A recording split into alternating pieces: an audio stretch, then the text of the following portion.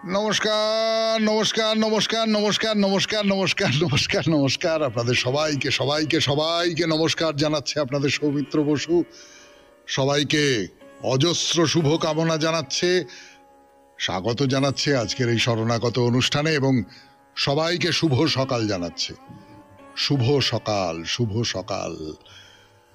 আমরা তো জানি না যে কি হতে পারে। এই যে শিশুটি জন্মালো এই মাত্র, সেই শিশুটি ভবিষ্যতে কি হবে, কে হবে আমরা জানি না।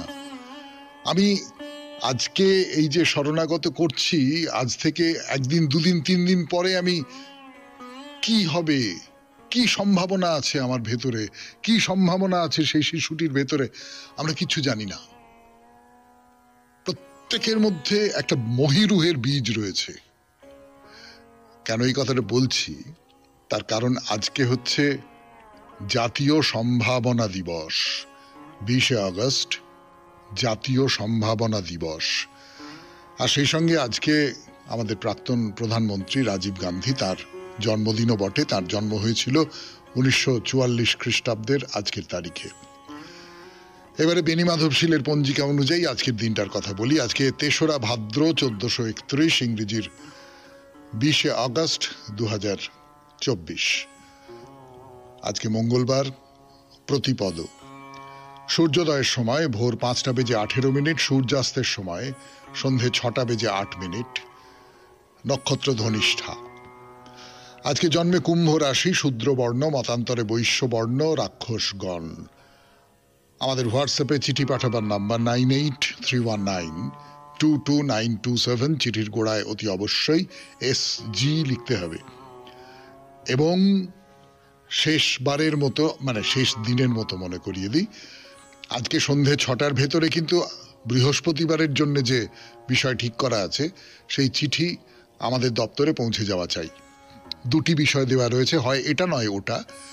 একটা হচ্ছে অকথিত স্বাধীনতা সংগ্রামীদের কথা, অর্থাৎ যাদের নাম কেউ জানে না এইরকম মানুষজন, আমাদের কারুর পরিবারের মধ্যে এইরকম মানুষজন ছিলেন বা চেনা পরিচিত পরিবারের মধ্যে ছিলেন, তাদের জীবন কথা, তারা কিভাবে স্বাধীনতা সংগ্রামের সঙ্গে যুক্ত হয়েছিলেন তার কথা। আর ছোটবেলার ঝুলন, যেটা আপনার পছন্দ, আপনি সেইটা নিয়ে 250 শব্দের মধ্যে একটা চিঠি লিখে আজকে সন্ধে 6টার মধ্যে আমাদের দপ্তরে পাঠিয়ে দিন। আমরা বৃহস্পতিবারের শরণাগত তাই নিয়ে করব এবং তারপরের যে শরণাগতগুলো, সেখানেও এই সমস্ত বিষয় নিয়ে লেখা চিঠিপত্র পড়ব। তাহলে এইবারে আজকের অনুষ্ঠান সম্পর্কে বলি। আজকের অনুষ্ঠানের প্রথমে তো ওই বারবারিকের কথা। বারবারিক একটা খুব বড়, কি বলবো, বড় বাঁকের মুখে এসে পড়েছে। তার অসম্ভব ক্ষমতা, তার 3টে তীর দিয়ে সে যা ইচ্ছে তাই করতে পারে, সে কথা বলেছি আপনাদের। এইবারে কৃষ্ণ তো ব্রাহ্মণ বেশে আছেন, তিনি বলছেন যে আমি ব্রাহ্মণ হয়ে তোমার কাছে একটা কিছু চাইবো, তুমি দেবে তো? তা ও বলেছে না, আমার অদেয় কিছু নেই। কৃষ্ণ বলেছেন ভেবে দেখো, অদেয় কিছু নেই, এইটা কিন্তু খুব মারাত্মক কথা। আমি যা চাইবো তাই দিতে হবে। কিন্তু বলি রাজার গল্প তো আপনাদের মনে আছে নিশ্চয়ই। তো বারবারিক বলছে হ্যাঁ তাই হবে, ঠিক আছে, আপনি যা চাইবেন আমি তাই দেব। কি চাইলেন কৃষ্ণ, সেইখান থেকে শুরু করব আমাদের আজকের পুরাণ চিরন্তন। তারপরে স্বামী বিবেকানন্দের রচনা থেকে পাঠ, ডক্টর পল ডয়সন, তাকে নিয়ে স্বামীজির লেখা, সেই লেখার শেষ অংশটা পড়ে শোনাবো আপনাদের। তারপর কথামৃত, আপনাদের চিঠিপত্র এবং শেষে বাইরে দূরে। এই হলো আমাদের অনুষ্ঠান সূচি। তাহলে এখন একটু গানের পর আবার সৌমিত্র বসু, পুরাণ চিরন্তন, বারবারিকের কথা। বারবারিকের কথা, পুরাণ চিরন্তন এই পর্বে 92.7 বিগ FM এ শরণাগত অনুষ্ঠানে কৃষ্ণ বারবারিকের কাছ থেকে কিছু একটা চাইছেন। কৃষ্ণ চতুর চূড়ামণি, তিনি কুরুক্ষেত্র যুদ্ধ, বারবারিক যদি যোগ দেয় যুদ্ধে, যে কোনো পক্ষে যোগ দিলে মুহূর্তের মধ্যে যুদ্ধ শেষ হয়ে যাবে, মুহূর্তের মধ্যে। সেটা তো আটকাতে হবে। কিভাবে আটকাবেন কৃষ্ণ, কি চাইবেন তিনি বারবারিকের কাছ থেকে, বলি আপনাদের। তো বারবারিক বলেছেন না ঠিক আছে, আপনি ব্রাহ্মণ, আমার মা বলেছেন ব্রাহ্মণকে অদেয় কিছু থাকতে পারে না, আপনি যা চাইবেন আমি তাই দেব। তো কৃষ্ণ বললেন যে বেশ, এত বড় কথা যখন বললে তাহলে শোনো, এই পবিত্র যুদ্ধের আগে যুদ্ধক্ষেত্রকে শুদ্ধ করবার জন্য একজন ক্ষত্রিয়ের বলিদান প্রয়োজন। তুমি নিজেকে বলি দাও, তোমার মাথা আমাকে দান করো, তোমার রক্তে শুদ্ধ হবে এই পবিত্র কুরুক্ষেত্র। ভাবতে পারেন, ভাবতে পারেন যে তুমি নিজেকে বলি দাও, তোমাকে হত্যা করা হবে বা তুমি নিহত হও, তোমার ছিন্ন মুন্ড আমাকে দাও, সেই রক্তে এই কুরুক্ষেত্রের যে যুদ্ধের ভূমি সেইটা পবিত্র হবে, সেইটা তুমি আমাকে দাও। কৃষ্ণ এই কথা বললেন। সবাই একেবারে হতচকিত হয়ে গেছে। এইরকম প্রস্তাব যে কেউ দিতে পারে এটা তো ভাবতেই পারেনি। কিন্তু কৃষ্ণ এই কথা বললেন। তারপর কি হবে তখন? এখানে আমি আপনাদের একটা কথা বলি, মানে আমার এই যে পুরাণ চিরন্তন, তো পুরাণের যে গল্পগুলো আছে তার মধ্যে অনেকগুলো গল্প সত্যি আজকের দিনের পক্ষেও সত্য হয়ে উঠতে পারে। আমরা জানি, আমরা দেখেছি, এরকম অনেক উদাহরণ দেখেছি। তবে যার হাতে প্রচুর ক্ষমতা, মানে যে যে যে সত্যিকারের বীর, যে কোনো ক্ষেত্রে বীর, তাকে নিষ্ক্রিয় করে দেবার অনেকগুলো পরিকল্পনা যারা অন্য দিক থেকে যারা ক্ষমতাবান, যারা চতুর, যারা কৌশলী, তারা সেই সমস্ত করে। তো যৌবনকে এই রকম করে নিষ্ক্রিয় করে দেওয়া, যৌবনকে এইভাবে বিপথে চালিত করা, এটা আমরা যুগ যুগ ধরে দেখে আসছি। যৌবন, যে যৌবন যাকে বলতে পারি সহজ সরল, আদর্শবাদী, নীতিবাদী, এই রকম যে যৌবন, সেই যৌবনকে ভুল বুঝিয়ে তাকে নিষ্ক্রিয় করে দেবার চেষ্টা পৃথিবীতে যুগ যুগ ধরে চলেছে। আমার কিরকম মনে হয় যে এই যে বারবারিকের গল্পটা, এইটা তার একটা উদাহরণ। ফিরে আসছি গানের পর 92.7 বিগ এফএম এ শরণাগত অনুষ্ঠানে শুনছেন পুরাণ চিরন্তন। আমরা একটু পুরনো কথায় যাই। 92.7 বিগ এফএম এ শরণাগত অনুষ্ঠানে বারবারিককে ছাড়ছি না, কিন্তু আপাতত একটু অন্য অন্য অন্য দিকে যাই, অন্য পটভূমিতে যাই। স্বর্গে পৃথিবী তো পাপে পূর্ণ হয়ে উঠেছে, চারিদিকে অধর্মের জয় জয়কার। যারা দুষ্ট, যারা খারাপ, যারা অধার্মিক, যারা নীতিহীন, তাদের অত্যাচারে সাধারণ মানুষ একেবারে ত্রাহি ত্রাহি রব করছে। মানে যেরকমটা হয় আর কি, যে অবস্থায় কৃষ্ণের আবির্ভাবের কথা অধর্মকে দূর করবার জন্য। তো এই খবর স্বর্গে পৌঁছেছে। সমস্ত দেবতা একজোট হয়ে এর বিহিত করবার জন্য সৃষ্টিকর্তা ব্রহ্মার কাছে গিয়ে বললেন যে, পিতামহ ব্রহ্মা, আপনি প্রজাপতি, আপনি বলুন কিভাবে এর থেকে পৃথিবীকে রক্ষা করা যায়। তো ব্রহ্মা, এর আগেও অনেকবার এই রকমটা হয়েছে, ব্রহ্মা বললেন যে, না দেখো, এর সমাধান করা আমার একার কাজ নয়, চলো আমরা সবাই মিলে বিষ্ণুর কাছে যাই, তিনি নিশ্চয়ই কিছু বুদ্ধি দেবেন, চলো। তো সবাই মিলে হই হই করে বিষ্ণুর কাছে গেল, গিয়ে বলল যে এইরকম অবস্থা, পৃথিবী পাপে পূর্ণ হয়ে উঠেছে, আপনি কিছু একটা সমাধান বার করুন, এভাবে তো আর চলতে পারে না। তো বিষ্ণু সব শুনে বললেন যে, হ্যাঁ ঠিকই বলেছ, এখন মর্তে এখন অধর্ম খুব প্রবল হয়ে উঠেছে, ধর্মকর্ম একেবারে কোণঠাসা হয়ে পড়েছে। আমিও কদিন ধরেই এসব কথা ভাবছিলাম। আচ্ছা ঠিক আছে, আমি নিজেই আরো একবার সেখানে যাব, কিছুদিন সেখানে থেকে অধর্মের বিনাশ করে আমি ফিরে আসব। যাক, নিশ্চিন্ত। বিষ্ণু তো এর আগেও অবতার হয়ে, আপনারা দশাবতারের কথা জানেন, অবতার হয়ে নানান সময় গেছেন, গিয়ে শুদ্ধ করেছেন পৃথিবীকে, এবারেও যাবেন। তো এই সব যখন সবাই খুব নিশ্চিন্ত, একজন যক্ষ তিনি হঠাৎ বলে উঠলেন যে, আমার আপত্তি আছে। আপত্তি? কি আপত্তি? না না, এই এটা পৃথিবীকে শুদ্ধ করতে হবে, পৃথিবী একটা সামান্য একটা ছোট্ট গ্রহ, তাকে শুদ্ধ করতে হবে, তার জন্য স্বয়ং বিষ্ণুদেব মর্তে যাবেন, এর কোনো দরকার নেই। আর তাছাড়া বিষ্ণুদেব যদি মর্তে চলে যান, স্বর্গে তো আবার অনাসৃষ্টি তৈরি হয়ে যাবে। সেসব কে দেখবে? আপনারা যদি অনুমতি করেন তাহলে আমি একাই মর্তে গিয়ে সব অধর্মকে ধ্বংস করে দিয়ে আসতে পারি। সকলে বলল, কে এই যক্ষ? হ্যাঁ, পৃথিবীর অধর্ম দূর করবার জন্য স্বয়ং বিষ্ণু যেখানে যাবেন বলে ঠিক করেছেন, সেখানে এই বলে না না বিষ্ণুদেবের যাওয়ার দরকার নেই, আমি গিয়ে করতে পারি। তা ব্রহ্মা তো রেগে গেলেন, বললেন, তোমার তো খুব সাহস, হ্যাঁ, সবাইকার সামনে এরকম আস্ফালন করছো। স্বয়ং বিষ্ণু যখন দায়িত্ব নিতে চাইছেন, তুমি কে? অর্বাচীনের মতো কথা বলছো। আমি অভিশাপ দিচ্ছি, এই অহংকারের জন্য তোমাকে মর্তে জন্মগ্রহণ করতে হবে, আর অধর্মের বিরুদ্ধে লড়াইয়ে বিষ্ণুদেব প্রথম তোমাকেই হত্যা করবেন।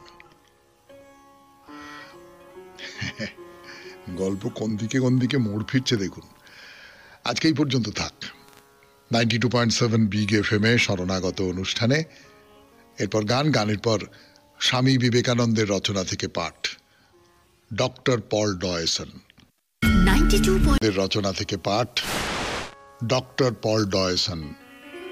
পড়া শুরু করছি আমি, আপনাদের সৌমিত্র বসু, 92.7 বিগ এফএম এ শরণাগত অনুষ্ঠানে। সুখের বিষয়, ইউরোপে আজকাল একদল নূতন ধরনের সংস্কৃত পণ্ডিতের অভ্যুদয় হইতেছে, যাহারা শ্রদ্ধাবান, সহানুভূতি সম্পন্ন ও যথার্থ পণ্ডিত।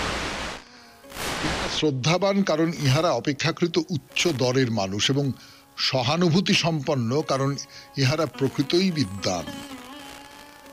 আর আমাদের ম্যাক্স মুলারই প্রাচীন দলরূপ শৃঙ্খলের সহিত নূতন দলের সংযোগ গ্রন্থি। আমরা হিন্দুগণ পাশ্চাত্য অন্যান্য সংস্কৃতজ্ঞ পণ্ডিতদের অপেক্ষা ইহার নিকট অধিক ঋণী। তিনি যৌবনে যুবকোচিত উৎসাহের সহিত যে সুবৃহৎ কার্য আরম্ভ করিয়া বৃদ্ধাবস্থায় সাফল্যে পরিণত করিয়াছিলেন, সেই কথা ভাবিতে গেলে আমার বিস্ময়ের অবধি থাকে না। ইহার সম্বন্ধে একবার ভাবিয়া দেখো, হিন্দুদের চক্ষেও অস্পষ্ট লেখা প্রাচীন হস্তলিখিত পুঁথি লইয়া দিনরাত ঘাঁটিতেছেন। উহা আবার এমন ভাষায় রচিত, যাহা ভারতবাসীর পক্ষেও আয়ত্ত করিতে সারা জীবন লাগিয়া যায়। এমন কোনো অভাবগ্রস্ত পণ্ডিতের সাহায্যও পান নাই, যাহাকে মাসে মাসে কিছু দিলে তাহার মস্তিষ্ক কিনিয়া লইতে পারা যায়, আর অতি নূতন গবেষণাপূর্ণ কোনো পুস্তকের ভূমিকায় যাহার নামটির উল্লেখ মাত্র করিলে ইহার কদর বাড়িয়া যায়। এই ব্যক্তির কথা ভাবিয়া দেখো, সময়ে সময়ে সায়ন ভাষ্যের অন্তর্গত কোনো শব্দ বা বাক্যের যথার্থ পাঠোদ্ধারে ও অর্থ আবিষ্কারে দিনের পর দিন এবং কখনো কখনো মাসের পর মাস কাটাইয়া দিতেছেন। তিনি আমাকে স্বয়ং এই কথা বলিয়াছেন, এবং এই দীর্ঘকাল ব্যাপী অধ্যবসায়ের ফলে পরিশেষে বৈদিক সাহিত্যরূপ অরণ্যের মধ্য দিয়া অপরের পক্ষে চলিবার সহজ রাস্তা প্রস্তুত করিয়া দিতে কৃতকার্য হইয়াছেন। এই ব্যক্তিও তাহার কার্য সম্বন্ধে ভাবিয়া দেখো, তারপর বলো তিনি আমাদের জন্য বাস্তবিক কি করিয়াছেন। অবশ্য তিনি তাহার বহু রচনার মধ্যে যাহা কিছু বলিয়াছেন, সেই সবের সহিত আমরা সকলে একমত না হইতে পারি।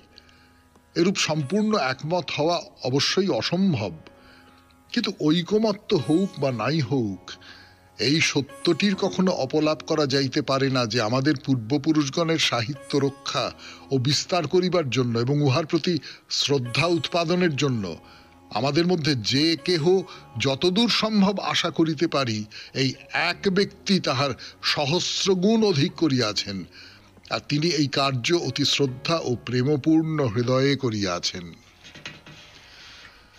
যদি ম্যাক্স মুলারকে এই নূতন আন্দোলনের প্রাচীন অগ্রদূত বলা যায়, তবে ডয়সন নিশ্চয় যে উহার একজন নবীন অগ্রগামী রক্ষী পদবাচ্য, সে বিষয়ে সন্দেহ নাই। আমাদের প্রাচীন শাস্ত্র খনিতে যে সকল ভাব ও আধ্যাত্মিকতার অমূল্য রত্নসমূহ নিহিত আছে, ভাষাতত্ত্বের আলোচনার আগ্রহ অনেক দিন ধরিয়া সেগুলিকে আমাদের দৃষ্টির অন্তরালে রাখিয়াছিল। ম্যাক্স মুলার সেগুলির কয়েকটি সম্মুখে আনিয়া সাধারণের দৃষ্টিগোচর করিলেন, এবং শ্রেষ্ঠ ভাষাতত্ত্ববিদ বলিয়া তাহার কথার যে প্রামাণ্য, তাহারই বলে তিনি ওই বিষয়ে সাধারণের মনোযোগ বলপূর্বক আকর্ষণ করিলেন। ডয়সনের ভাষাতত্ত্ব আলোচনার দিকে সেরূপ কোনো ঝোঁক ছিল না, বরং তিনি দার্শনিক শিক্ষায় সুশিক্ষিত ছিলেন এবং প্রাচীন গ্রিস ও বর্তমান জার্মান তত্ত্বালোচনা প্রণালী ও সিদ্ধান্তসমূহ তাহার বিশেষ জানা ছিল। ডয়সন ম্যাক্সমূলারের পথ অনুসরণ করিয়া অতি সাহসের সহিত উপনিষদের গভীর দার্শনিক তত্ত্বসাগরে ডুব দিলেন। তিনি দেখিলেন ওইগুলি সম্পূর্ণ নিরাপদ এবং বুদ্ধিবৃত্তি তৃপ্ত করে। তখন তিনি পূর্ববৎ সাহসের সহিত ওই তথ্য সমগ্র জগতের সমক্ষে ঘোষণা করিলেন। পাশ্চাত্য পণ্ডিতবর্গের মধ্যে একমাত্র ডয়সনই বেদান্ত সম্বন্ধে তাহার মত খুব স্বাধীনভাবে ব্যক্ত করিয়াছেন। অধিকাংশ পণ্ডিত যেমন অপরে কি বলিবে এই ভয়ে জড়সড়, ডয়সন কখনো সেরূপ মনে করেন নাই। বাস্তবিকই এই জগতে এমন সাহসী লোকের আবশ্যক হইয়াছে যাহারা সাহসের সহিত প্রকৃত সত্য সম্বন্ধে তাহাদের মতামত প্রকাশ করিতে পারেন। ইউরোপ সম্বন্ধে একথা আবার বিশেষভাবে সত্য। সে দেশের পণ্ডিতবর্গ সমাজের ভয়ে বা অনুরূপ কারণে এমন সব বিভিন্ন ধর্মমত ও আচার ব্যবহার দুর্বলভাবে সমর্থন করেন এবং সেগুলির দোষ চাপা দিবার চেষ্টা করেন, যেগুলিতে সম্ভবত তাহাদের অনেকে যথার্থভাবে বিশ্বাসী নন। সুতরাং ম্যাক্সমূলার ও ডয়সনের এইরূপ সাহসের সহিত খোলাখুলিভাবে সত্যের সমর্থনের জন্য বাস্তবিক তাহারা বিশেষ প্রশংসার ভাগী। তাহারা আমাদের শাস্ত্রসমূহের গুণ ভাগ প্রদর্শনে যেরূপ সাহসের পরিচয় দিয়াছেন, সেরূপ সাহসের সহিত উহার দোষও ভাগ। পরবর্তীকালে ভারতীয় চিন্তা প্রণালীতে যে সকল গলদ প্রবেশ করিয়াছে, বিশেষত আমাদের সামাজিক প্রয়োজনে উহাদের প্রয়োগ সম্বন্ধে যে সকল ত্রুটি হইয়াছে, তাহাও যেন সাহসের সহিত প্রদর্শন করেন। বর্তমানকালে আমাদের এইরূপ খাঁটি বন্ধুর সাহায্য বিশেষ প্রয়োজন হইয়া পড়িয়াছে, যাহারা ভারতে যে রোগ দিন দিন বিশেষ প্রবল হইয়া উঠিতেছে, উহার প্রতিকার করিতে পারিবেন। রোগটি হইল এই: একদিকে দাসবৎ প্রাচীন প্রথার অতি চাটুকারিতা, প্রত্যেক গ্রাম্য কুসংস্কারকে আমাদের শাস্ত্রের সার সত্য বলিয়া ধরিয়া থাকিতে চাওয়া, আবার অপরদিকে পৈশাচিক নিন্দাবাদ, যাহা আমাদের মধ্যে ও আমাদের ইতিহাসের মধ্যে ভালো কিছুই দেখিতে পায় না এবং পারে তো এই ধর্ম ও দর্শনের লীলাভূমি, আমাদের প্রাচীন জন্মভূমির সমুদয় আধ্যাত্মিক ও সামাজিক প্রতিষ্ঠানগুলিকে এখনই ভাঙিয়া চুরিয়া ধূলিসাৎ করিতে চায়। উপরিউক্ত ভারত বন্ধুগণ এই উভয়বিধ চূড়ান্ত একদেশী ভাবে গতিরোধ করিতে পারেন। শুনলেন স্বামী বিবেকানন্দের রচনা থেকে পাঠ 92.7 বিগ এফএম এ শরণাগত অনুষ্ঠানে। এরপর কথামৃত।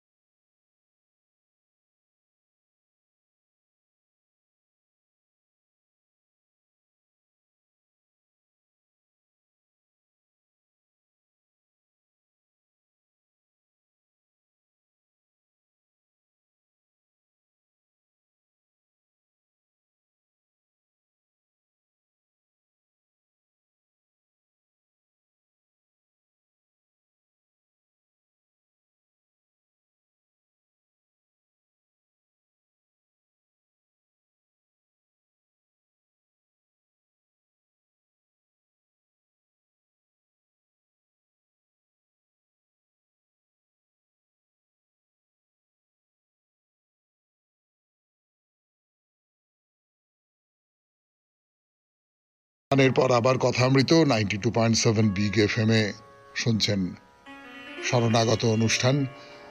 আমি আছি আপনাদের সঙ্গে, আপনাদের সৌমিত্র বসু, শোনাচ্ছি কথামৃত থেকে। এটা বলে এই যে কম বয়সী যারা ছোকরা, ঠাকুর ছোকরা শব্দটা ব্যবহার করছেন, তো এই যে কম বয়সীদের বা ছোকরাদের উদাহরণ হিসেবে তিনি নরেনের কথা বলছেন। নরেন্দ্র যখন প্রথম এলো, ময়লা একটা চাদর গায়ে, কিন্তু চোখ মুখ দেখে বোধ হলো ভেতরে কিছু আছে। তখন বেশি গান জানতো না, দুই একটা গান গাইলে, তার মধ্যে একটা হচ্ছে মনোচল নিজ নিকেতনে, আর যাবে কি হে দিন আমার বিফলে চলিয়ে। নরেন্দ্রনাথ খুব ভালো গান গাইতেন, খুবই ভালো গান গাইতেন বলে আমরা শুনেছি, এবং ঠাকুর তার গান শুনতে খুব পছন্দ করতেন। ঠাকুর সাধারণভাবে গান খুব পছন্দ করছেন, নৃত্য খুব পছন্দ করতেন। এদিক থেকে চৈতন্যদেবের সঙ্গে তার একটা মিল আছে। এই সমস্ত কথা আমরা তো এর আগে বলেছি আপনাদের। তা এইটা একটা খুব মনে রাখবার মতন কথা যে নরেন্দ্র কিন্তু তখন খুব বেশি গান জানতেন না, নাকি ভক্তিগীতি খুব বেশি জানতেন না, আমি বলতে পারবো না। যে মানুষ নিয়মিত গান বাজনা চর্চা করে সে কেবলমাত্র দুটি গান জানে, এইটা খুব বিশ্বাস হতে চায় না। ঠাকুর হয়তো জানতেন না, কিন্তু আসলে ধরেন অন্য ধরনের গান, নানান রকম গান জানতেন। খুবই খুবই ভালো গায়ক ছিলেন, খুবই ধ্রুপদী সঙ্গীতের খুব একজন পারদর্শী মানুষ ছিলেন।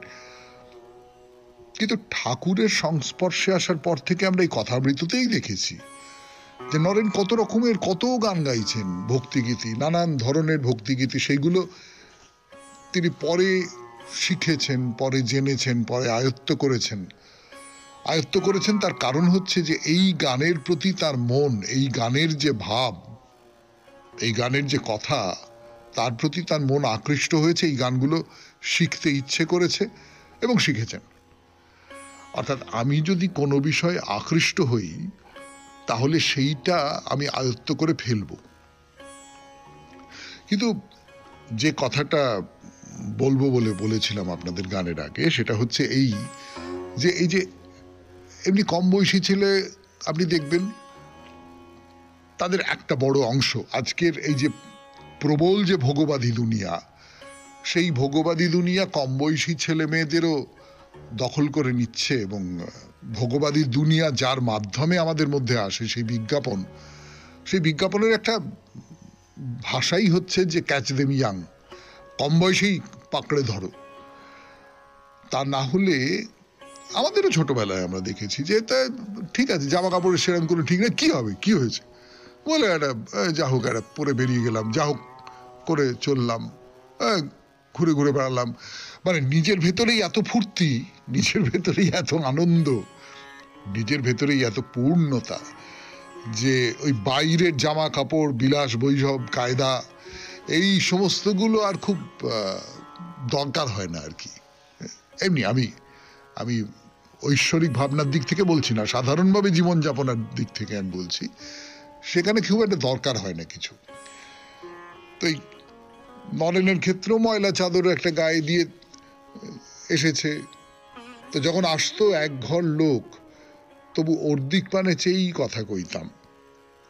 ও বলতো এদের সঙ্গে কথা কন, তবে কইতাম। মানে নরেন্দ্ররও মনে হতো খালি আমার দিকে তাকিয়ে কথা বলছেন, এটা অভদ্রতা হচ্ছে। এতটাই মনোযোগ দিয়ে ঠাকুর নরেনকে দেখতেন। শুনছেন 92.7 বিগ এফএম এ শরণাগত অনুষ্ঠান, কথামৃত থেকে পাঠ। আমি আপনাদের সৌমিত্র বসু, ফিরে আসছি গানের পর। কাঙ্ক্ষার টান যাকে বলে, সেই টান তৈরি হয়েছিল নরেন সম্পর্কে ঠাকুরের মনের মধ্যে। 92.7 বিগ এফএম এ শরণাগত অনুষ্ঠানে সেই কথা বলছি আপনাদের। ঠাকুর বলছেন, যদু মল্লিকের বাগানে কাঁদতুম, ওকে দেখবার জন্য পাগল হয়েছিলাম। এখানে ভোলানাথের হাত ধরে কাঁদতাম। তো ভোলানাথ বলছেন যে একটা কায়েতের ছেলের জন্য মশাই আপনার এরূপ করা উচিত নয়। তো মোটা বামুন একদিন হাত জোড় করে বলল, ওর সামান্য পড়াশুনো, ওর জন্য আপনি এত অধীর হন কেন? তো ভবনাথ তিনি হচ্ছেন নরেন্দ্রের জুড়ি, দুজনে যেন স্ত্রী পুরুষ। তাই ভবনাথকে নরেন্দ্রের কাছে বাসা করতে বললুম। ওরা দুজনেই অরূপের ঘর। অরূপের ঘর মানে কি? অরূপ মানে তো যার রূপ নেই। রূপ নেই এরকম কিছু আপনারা জানেন? রূপ নেই, সবকিছুরই তো রূপ আছে। রূপ মানে রূপসী নয়, রূপ মানে খুব সুন্দর দেখতে নয়, বুঝতেই পারছেন। রূপ মানে হচ্ছে একটা আকার, রূপ মানে একটা চেহারা, সেটা সবকিছুর আছে। কিন্তু সেই সবকিছুকে অতিক্রম করে যায় কোনো কিছু একটা, তার কোনো রূপ নেই। এরা দুজনে আসলে সেই যে রূপময় যে পৃথিবী, সেই রূপময় পৃথিবীটাকে পার হয়ে চলে যাওয়ার যে থাক, ঠাকুরের ভাষায় থাক, চলে যাওয়ার যে স্তর, সেই স্তরের মানুষ। তো ছোকরাদের ঠাকুর খুব পছন্দ করে, সে তো হলো। কিন্তু ঠাকুরের আর একটা কথা আছে, আমি ছোকরাদের মেয়েদের কাছে বেশি থাকতে বা আনাগোনা করতে বারণ করে দিই। তার কারণ আপনারা বুঝতেই পাচ্ছেন যে এটা উভয় তো সত্যি। ঠাকুর কেবলমাত্র ছোকরাদের নিয়েই কাজ করেছেন বলে, বা ছোকরারাই তার চারপাশে ঘিরেছিলেন বলে ঠাকুর এই ছোকরাদের কথাই বেশি করে বলছেন, বা পুরুষদের কথা বেশি করে বলছেন, সোজা কথায় আমি যদি বলি। কিন্তু নারীর ক্ষেত্রেও ব্যাপারটা তাই, আর কিছু না। এটা আমি এর আগে বহুবার বলেছি, আবারও বলছি যে প্রকৃতির একটা দাবি আছে নারীর ওপর এবং পুরুষের ওপর, সেটা হচ্ছে শারীরিক দাবি, যে তোমরা বংশ রক্ষা করো, তোমরা এই যে বংশধারা, এই বংশধারাটাকে প্রবহমান করে রাখো। এই প্রবহমানতার কারণে নারী এবং পুরুষ একটা সময় পরস্পরের প্রতি শারীরিকভাবে আকৃষ্ট হয়। সেই শারীরিকভাবে আকৃষ্ট হওয়ার একটা মানসিক আবরণ আছে। কিন্তু ঠাকুর যে কথাটা বলছেন সেটা হচ্ছে যে হ্যাঁ, যেটুকু দরকার করে নাও, তারপরে তুমি একদম নির্লিপ্ত হয়ে যাও। তো এই কারণে ছোকরাদের নারী সঙ্গ একদম পরিহার করবার কথা বলেছেন ঠাকুর। আজকে এই পর্যন্তই থাক। এরপরে এখন গান শুনবো, গানের পর আপনাদের চিঠিপত্র। আমি আছি আপনাদের সঙ্গে, আপনাদের সৌমিত্র বসু। শুনছেন শরণাগত 92.7 বিগ এফএম এ। জীবনে আপনাদের চিঠিপত্র 92.7 বিগ এফএম এ শরণাগত অনুষ্ঠানে। আজকের চিঠিটি লিখেছেন সন্ধ্যা মজুমদার, নৈহাটি থেকে। পুরানো সেই দিনের কথা লিখেছেন। শরণাগত 92.7 বিগ এফএম চিঠি প্রতিযোগিতা, বিষয় আমার ছোটবেলার স্মৃতি মধুর। প্রথম কথা হচ্ছে এটা কোনো প্রতিযোগিতা নয়। এটাকে প্রতিযোগিতা বলে একদম ভাববেন না। আপনারা চিঠি লিখবেন, সেই চিঠি আমি পড়ব, এর মধ্যে কোনো প্রতিযোগিতার ব্যাপারই নেই। এবারে পড়ি আপনার চিঠি। মাননীয় সৌমিত্র বসু মহাশয়, সমীপে এসু, অনেক ভালোবাসা জানাই আপনাকে, পরিবারের কলা কুশলী বন্ধুদের সবাইকে। পুরানো সেই দিনের কথা, সে কি ভোলা যায়? সবচেয়ে মধুর দিনগুলি আমার মনে সব সময় উঁকি দিয়ে যায়। আমার দাদুর বাড়ি, আমার মামার বাড়ির বহু স্মৃতি মনকে ভালোবাসায় সতেজ করে। মামা বাড়ির দুর্গাপুজোয় আমরা প্রতি বছর যেতাম। দাদু নিষ্ঠাবান পুরোহিত, বাড়ি ভর্তি আত্মীয় স্বজন। বড় বড় কড়াই, হাতা, খুন্তি রান্নাঘর দখল করেছে। বড় দিদা, ছোট দিদা, পিসি দিদা নারকেল কোরানো সেরে বড় কড়াইতে দুধ জাল দিয়ে ঘন করে ক্ষীর তৈরি করছেন। হাঁ করে তাকিয়ে থাকতাম। বড় বড় রসকড়া থালায় সাজানো। চন্দনমাটা ফুল তোলার ভার আমরা ছোটরা পেতাম। পুজোর গন্ধে বাড়িতে আনন্দ আর আনন্দ। কুমারী পূজা অষ্টমীর দিন দাদু আমার জন্য জমকালো ময়ূরকণ্ঠী রঙের শাড়ি, গহনা, ফুলের মুকুট, পায়ের মল, ঝুনঝুন করে পাউডার, সেন্ট, কত কি কিনে আনতেন। আমাকে উঁচু বেদিতে নকশা করা আসনে বসিয়ে দুর্গার মতো লাল গরদে সাজিয়ে পুজো করতেন। আমার ছোট মামা আমার চেয়ে অল্প বড়, তার জন্যও ধুতি, চাদর, জুতো কিনে দিতে হতো। সেও বেদিতে বসে পুজো নেবে। আছাড়ি পিছাড়ি কান্না, আমার দিকে লাল জল ভরা চোখে তাকিয়ে থাকতো। আমার ভোগের থালায় থাবা দিয়ে প্রসাদ দিত। হাসাহাসির ভেতর বলতো, আমি বড় মাকে বলছি। বড় মা নিঃসন্তান বলে ওকে দত্তক পুত্র নেন, আদরের ছোট সন্তান। তারপর সব রাগ জল হয়ে যেত, আমাদের দলে খেলতো। কি আনন্দ ছিল তখন। চোখ বুজে সে সময়ের বাতাস শ্বাস ভরে নি নীরবে, মন খারাপ করে, চোখ জলে ভরে আসে। প্রণাম নেবেন। সবাইকে শুভেচ্ছা জানিয়ে সন্ধ্যা মজুমদার, নৈহাটি। খুব সুন্দর চিঠি, খুব খুব সুন্দর চিঠি। আর বিশেষ করে ওই কুমারী পুজো নেবার জন্য আপনার যে দাদা, তার যে আকুতি, সেইটা বড় চমৎকার লেগেছে। সে তো কিছুই বোঝে না, কিন্তু ওই যে পুজো করছে এইটা তার খুব ভালো লাগছে। খুব ভালো, খুব সুন্দর, খুব মিষ্টি চিঠি। এরপরে বাইরে দূরে 92.7 বিগ এফএম এ শরণাগত অনুষ্ঠান শুনছেন। আপনাদের নিয়ে যাচ্ছি জয়রামবাটি, গানের পর। আচ্ছা, আগের দিন কি বলেছিলাম, মানে কি কথা বলে শেষ করেছিলাম এই 92.7 বিগ এফএম এ শরণাগত অনুষ্ঠান মনে আছে কিছু? জয়রামবাটিতে যত সব ধর্মস্থান ছিল, মানে আমার জানা যা কিছু ছিল, সে সবটাই মোটামুটি দর্শন হয়ে গেল, মানে ঝাঁকি দর্শন যাকে বলে। গেলাম, দেখলাম, চলে এলাম। কিন্তু মা শারদার ব্যবহার করা ঘাট দেখেছি, বা শারদা কাননের মতো কোনো কোনো জায়গা দেখেছি, মায়ের স্মৃতি বিজড়িত। কিন্তু মা শারদার নাম নিয়ে কোনো আশ্রম বা মন্দির বা সাধন পীঠের দেখা কি আমরা পেয়েছি? পাইনি তো। অথচ ঠাকুরকে নিয়ে পেয়েছি, স্বামী বিবেকানন্দ এবং স্বামী অভেদানন্দজিকে নিয়ে পেয়েছি। তো বলছিলাম, এই জয়রামবাটি ভ্রমণ শেষ করব মা শারদার নামাঙ্কিত একটি প্রতিষ্ঠানকে দিয়ে। তার নাম সারদা মঠ। শ্রীরামকৃষ্ণ সারদা মঠও বলা হয়। এই মঠে নিয়ে যাব আপনাদের, কিন্তু তার আগে মা শারদার জন্ম নিয়ে একটা ভারী সুন্দর গল্প বলবো আপনাদের। গল্প নাকি কাহিনী, মানে সত্য ঘটনা বলেই তো অধিকাংশ মানুষ বিশ্বাস করেন। মা শারদার বাবা রামচন্দ্র ছিলেন পুরোহিত। তো গ্রামের মধ্যে পুরুতগিরি করে তার সংসার চলে না, ফলে পাশাপাশি তাকে চাষবাসের কাজও করতে হতো। এই করে করে অতি কষ্টে তিনি সংসার চালাতেন। তো একদিন মা শারদার মা শ্যামা সুন্দরী একটা বেলগাছের তলায় বসে ঘুমিয়ে পড়েছিলেন। ঘুমের মধ্যে দেখেন কোথা থেকে একটা ছোট্ট মেয়ে ছুটে এসে তার গলা জড়িয়ে ধরল। উমা গুমা, এ কাদের বাড়ির মেয়ে গো, কোথা থেকে এলো?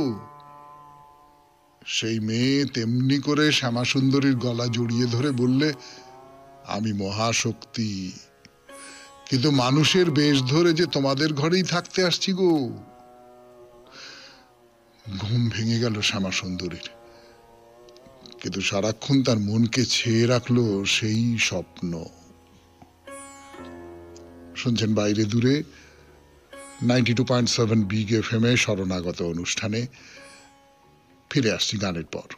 কি হাঁটুর ব্যথা? একেবারে শেষ পর্ব, বাইরে দূরের শেষ পর্ব 92.7 বিগ এফএম এ শরণাগত অনুষ্ঠানে। এই যে কাহিনীটা বললাম আপনাদের, শ্যামা সুন্দরীর স্বপ্ন দেখার কাহিনী, এই সারদা মাঠে তো আপনারা আসছেন, তারিখা এই সারদা মঠে তো আপনারা আসছেন। আমি দেখিয়ে দেবো সেই বেলতলা যেখানে শ্যামা সুন্দরী এই স্বপ্ন দেখেছিলেন, এখনো আছে। দেখবো সেই জায়গা, কিন্তু তার আগে আসুন এই সারদা মঠে প্রবেশ করা যাক। এই জয়রামবাটি অঞ্চলের ধর্মস্থানগুলো যে রঙের, এই মঠটিও তার ব্যতিক্রম নয়। ওই যে গেরুয়া, কিন্তু তার সঙ্গে বোধহয় হালকা গোলাপি একটা রং মিশে গেছে, একটু লালচে গেরুয়া রং তৈরি হয়েছে, সেই রঙের মন্দির। বেশ অনেকখানি জায়গা জুড়ে, এবং খুব খুব সুন্দরের স্থাপত্য। এই যে একটা বলবার মতো কথা, জানেন তো, শুধু সারদা মঠ নয়, জয়রামবাটিতে বিশেষ করে যেসব আশ্রম মঠ বা মিশনের বাড়ি দেখলাম আমরা, সবকটি নির্মাণ, যাকে স্থাপত্য বলা যায়, এত সুন্দর, এত এত আধুনিক অধিকাংশ ক্ষেত্রে যে চোখ ফেরানো যায় না। এই সারদা মঠও তার ব্যতিক্রম নয়। তো এই যে শিহর গ্রামের কথা বলেছিলাম, যেখানে ঠাকুরের ভাগ্নে হৃদের বাড়ি, যেখানে শান্তিনাথ শিবের মন্দির, সেইখানেই এই সারদা মঠ। আর ওই স্থাপত্যের কথা বলছিলাম না, সেই স্থাপত্যের নিদর্শন একেবারে দুয়ার থেকেই শুরু হয়েছে। এই যে তোরণটা, মূল যে গেট লোহার তৈরি, সেই গেটের বাইরে এপাশে আছে একটা তোরণ, খুব অন্যরকম দেখতে, খুব অন্যরকম, মানে একটা বর্গক্ষেত্রের মতন আর কি, চৌকো, চার চৌকো একটা তোরণ, আড়ম্বরহীন, কিন্তু খুব সুন্দর লাগে দেখতে। মানে কোনো মন্দিরের তোরণ ওরকম বর্গক্ষেত্রের মতো হয় না কখনো, আমি তো দেখিনি। পাশেই একটা নাট মন্দির, পুরনো ধাঁচার, আর সোজা রাস্তা এগিয়ে গেছে একটা লোহার গেটের দিকে। আসলে এই মঠের পরিকল্পনা এবং সেই অনুযায়ী নির্মাণ সবটাই এসেছে কলকাতা থেকে। দক্ষিণেশ্বরে যে সারদা মঠ আছে তার একটি শাখা এটা, এই জয়রামবাটির মঠ। তো ওই সোজা রাস্তা ধরে এগিয়ে যাচ্ছেন, দুপাশে গাছপালা, এবারে বাগান টাগান না, ঝুপ্পুস হয়ে আছে, তার মধ্যে দিয়ে সিধে টানা পায়ে চলার পথ। এই পথ ধরে আমরা এগিয়ে চলেছি। এগিয়ে যাই, এখানেই শেষ করি আজকে শরণাগত। আমাদের হোয়াটসঅ্যাপে চিঠি পাঠাবার নাম্বার 9831922927। চিঠির গোড়ায় অতি অবশ্যই SG লিখতে হবে। আর মনে আছে তো, আজকে মঙ্গলবার, আজকে সন্ধে 6টার মধ্যে আপনার চিঠি আমাদের দপ্তরে পৌঁছে যেতে হবে। চিঠির দুটি বিষয়, একটা হচ্ছে ছোটবেলার ঝুলন, আর একটা হচ্ছে কোনো একজন স্বাধীনতা সংগ্রামীর কথা, আপনার পরিবারের মধ্যে ছিলেন তিনি, বা আপনার চেনা পরিচিতদের কারুর পরিবারের মধ্যে তাদের পূর্বপুরুষ, যিনি কোনো না কোনোভাবে, খুব সামান্যভাবে হতে পারে, স্বাধীনতা আন্দোলনে অংশগ্রহণ করেছিলেন। সেই অকথিত ইতিহাস আমরা তুলে আনতে চাই 92.7 বিগ FM এ শরণাগত অনুষ্ঠানে। তাহলে কবিতা দিয়ে শেষ করি। আজ ভাবি মনে মনে, তাহারে কি জানি, যাহার বলায় মোর বাণী, যাহার চলায় মোর চলা, আমার ছবিতে যার কলা, যার সুর বেজে ওঠে মোর গানে গানে, সুখে দুঃখে দিনে দিনে, বিচিত্র যে আমার পরাণে। ভেবেছিল আমাতে সে বাঁধা, এ প্রাণের যত হাসা কাঁদা, গণ্ডি দিয়ে মোর মাঝে ঘিরেছে তাহারে মোর সকল খেলায় সব কাজে। ভেবেছিল সে আমারই আমি, আমার জন্ম বেয়ে আমার মরণে যাবে থামি। তবে কেন পড়ে মনে নিবিড় হরষে, প্রেয়সীর দরসে পরশে বারে বারে পেয়েছিল তারে, অতল মাধুরী সিন্ধু তীরে আমার অতীত সে আমি রে। জানি তাই সে আমি তো বন্দী নহে আমার সীমায়, পুরাণে বীরের মহিমায় আপনা হারায়ে, তারে পাই আপনাতে দেশ কাল নিমেষে পারায়ে। যে আমি ছায়ার আবরণে লুপ্ত হয়ে থাকে মোর কোণে, সাধকের ইতিহাসে তারই জ্যোতির্ময় পাই পরিচয়। যুগে যুগে কবির বাণীতে সেই আমি আপনারে পেরেছে জানিতে। দিগন্তে বাদল বায়ু বেগে, নীল মেঘে বর্ষা আসে নাবি, বসে বসে ভাবি এই আমি যুগে যুগান্তরে কত মূর্তি ধরে, কত নামে কত জন্ম কত মৃত্যু করে পারাপার, কত বারংবার ভূত ভবিষ্যৎ লয়ে যে বিরাট অখণ্ড বিরাজে সে মানব মাঝে। নিভৃতে দেখিব আজি এ আমি রে, সর্বত্র গামী রে। খুব ভালো থাকবেন, আনন্দে থাকবেন। নমস্কার, নমস্কার, নমস্কার।